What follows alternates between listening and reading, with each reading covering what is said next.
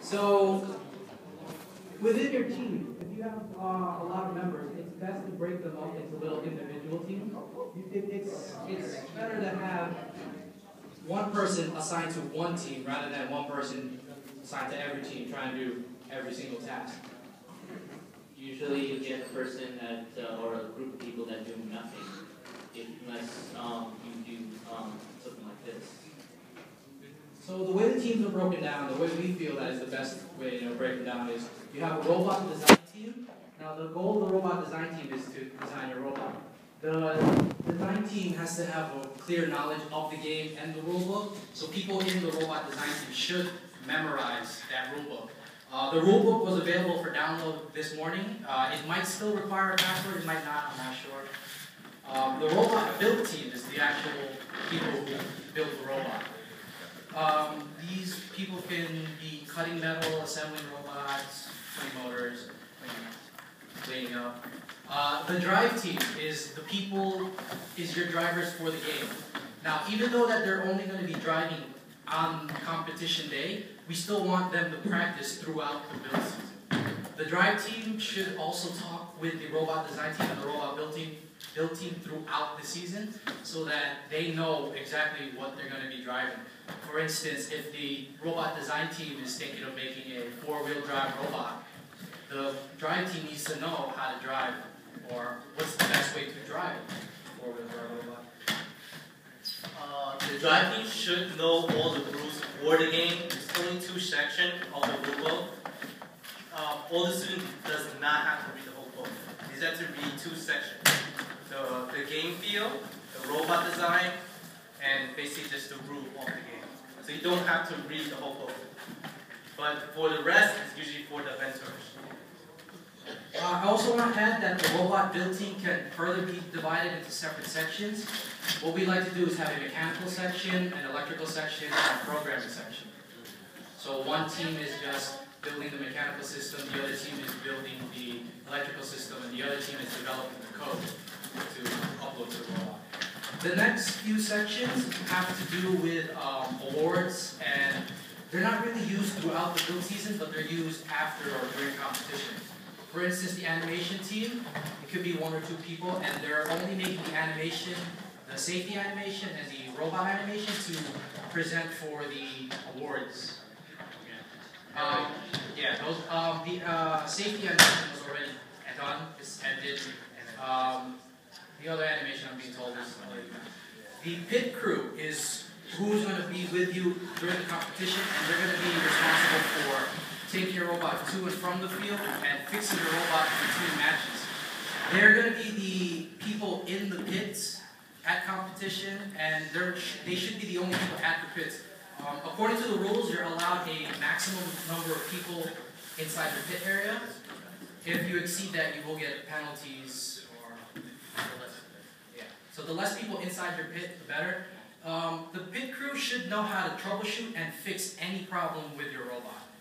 So they have to work throughout the build season in understanding and fully knowing your robot. So other teams, other sections within your team are the fundraising team and the entrepreneurship team.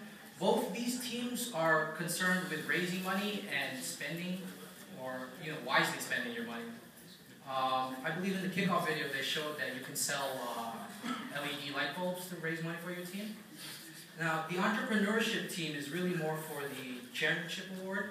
It's how you market your team to your community, try to get more people involved in first.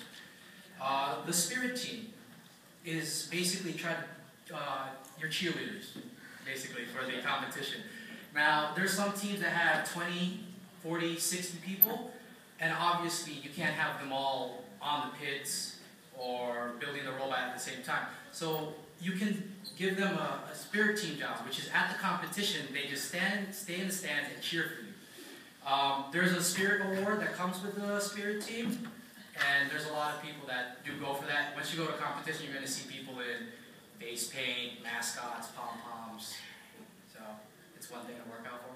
The website team, I'm being told that's also done, is people who design your website. Every team doesn't have to have a website, but it's encouraged to have a website. The website shows you pictures of your team during build season, your school, information about your team, and the chairman's presentation team.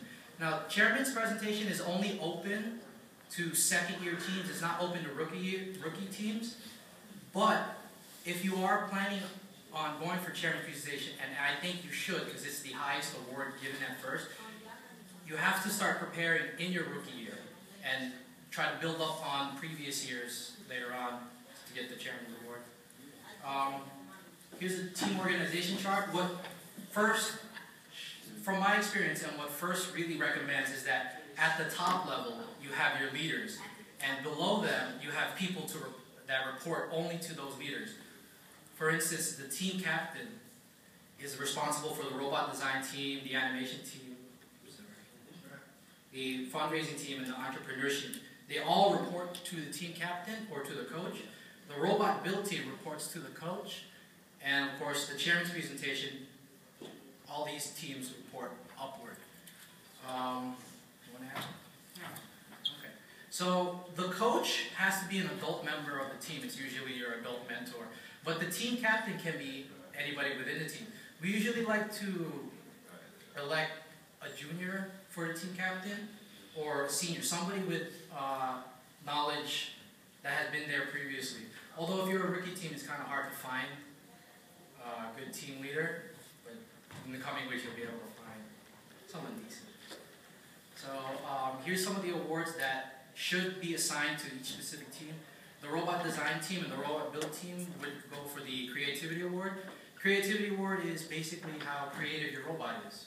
You might go online and see some examples, but that's not really creative. If you can think of your own creative idea, go for the creativity award. The innovation and control system award is another award that deals with creativity, but it's more for creativity and how you control your robot. So Driving Tomorrow's Technology Award, Excellence in Design Award, these are all awards that deal with the design. For more information on these awards, I believe there's a section in the rule book that just deals with awards. Quality Award, again, has to deal with the design of the building. The drive team goes for the Robot Competition Award. This is basically how you score. Whoever gets the highest score wins the robot competition. So it's up to your drivers on game day to get you this award. That's why I say drivers should practice at least every day, or try to at least. The animation team, if you're going for the safety animation next year, I believe the deadline is September when you submit for the 2014 season. Again, you can refer to your game manual for more information on this. The robot animation, again, you have to submit it for next year because this year is already over. Your pit crew is the Industrial Safety Award. Once you